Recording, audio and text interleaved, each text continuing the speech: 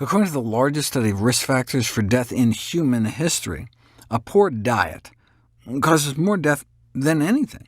Cigarettes only kill about 8 million people a year, whereas humanity's diet kills millions more. What's the worst aspect of our diet? Processed meat, Twinkies, soda? No.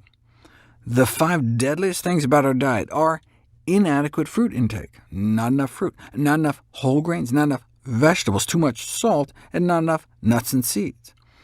Nuts should come as no surprise, since interventional trials have shown that eating nuts improves artery function, and arterial diseases like heart disease are among our leading killers. But that's not all nuts can do. They may also improve blood sugar control, lower cholesterol, suppress inflammation, reduce oxidative stress, and feed our friendly gut flora. All nuts, or just tree nuts? What about peanuts? What about peanut butter? About 50% of peanut consumption in the U.S. is through peanut butter, but the association between peanut butter and mortality has not been thoroughly evaluated. To get that granular, though, we can call on the NIH AARP study, the largest prospective health and diet study in history, that followed more than 500,000 people since the 1990s. And nut consumption in general appeared to protect against all-cause mortality, meaning nut eaters live, on average, longer lives, and specifically are less likely to die from cancer, cardiovascular disease, respiratory disease, infectious causes, so maybe they help immunity as well, liver disease, and kidney disease. However, no such associations were found for peanut butter. So when it comes to living longer, peanut butter doesn't seem to count. Why?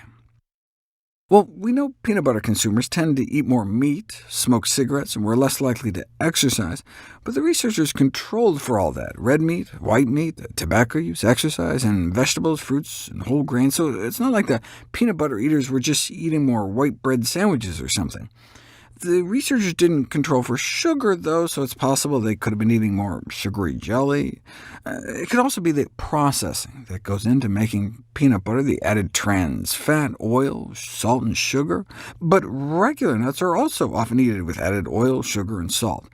Could it just be the peanuts themselves? I mean, technically they aren't nuts, so maybe they just don't have the same benefits. But no, a meta-analysis of all such studies found the same nut-like benefits for whole peanuts, just not peanut butter. Well, one thing missing from even no-salt, oil-free, sugar-free nut and seed butters is intact cellular structure.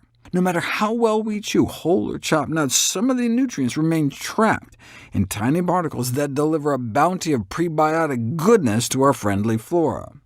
That makes me wonder if there would have been any difference between chunky and smooth peanut butter.